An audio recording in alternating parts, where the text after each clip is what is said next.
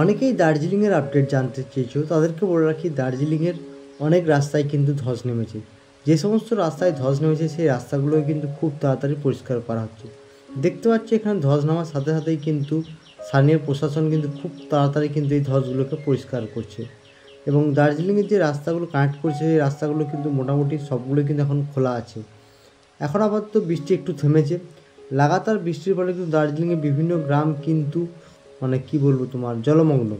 তো এই অবস্থায় যদি কন্টিনিউ পুজোর সময় যদি বৃষ্টি হতে থাকে তাহলে আমি বলবো যে দার্জিলিং না আসাই ভালো। অনেকেই বলছে দাদা তুমি বলছো দার্জিলিং একবার আসা ভালো একবার না আসা ভালো। দেখো যদি বৃষ্টি কন্টিনিউ থাকে তাহলে পাহাড়ে না আসা সবসময় ভালো আমি মনে করি, কারণ যে কোনো জায়গায় কিন্তু ধস নামতে পারে। কিন্তু যদি বৃষ্টি থেমে যায়, যদি দেখো যে ওয়েদার ঠিক আছে, তাহলে কিন্তু তোমরা দার্জিলিং বলো বা সিকিম বলো আসতে পারো, সেক্ষেত্রে কিন্তু কোনো অসুবিধা নেই। কিন্তু যদি ওয়েদার ঠিক না থাকে, মেন জিনিস হচ্ছে বৃষ্টি, লাগাতার বৃষ্টির ফলে কিন্তু পাহাড়ের ধস কিন্তু নামছেই।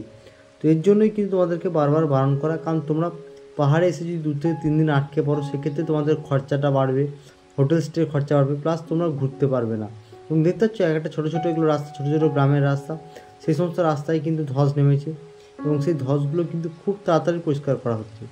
সিকিম এবং দার্জিলিংয়ের আপডেট ভিডিও পাওয়ার জন্য অবশ্যই সবাই এই চ্যানেলটাকে সাবস্ক্রাইব করে পাশে থাকা বেল আইকনটাকে প্রেস করে দাও। যারা ফেসবুক পেজ থেকে দেখছো তারা পেজটাকে ফলো করে দাও। আর তোমাদের হচ্ছে রিকোয়েস্ট, যারা প্রত্যেকে দেখছো প্লিজ সবাই একটু করে চ্যানেলটাকে সাবস্ক্রাইব করো। আর তোমরা সিকিম বা দার্জিলিংয়ের কোন জায়গার ভিডিও দেখতে চাইছো প্লিজ কমেন্ট করে জানিও। সিকিমের কিন্তু এখন NH10 খোলা আছে, কিছু কিছু জায়গায় রোড ব্লক থাকলেও কিন্তু NH10 কিন্তু খোলা, NH10 কিন্তু বন্ধ নেই। তো সেক্ষেত্রে তোমাদেরকে কিন্তু দার্জিলিং হয়ে ঘুরে আসতে হবে না, তোমরা ডাইরেক্ট NH10 হয়ে তিস্তা বাজার হয়ে গ্যাংটকে যেতে পারো। হ্যাঁ, সময় একটু বেশি লাগছে, সেক্ষেত্রে তোমরা হাতে সময় নিয়ে বেরোবে।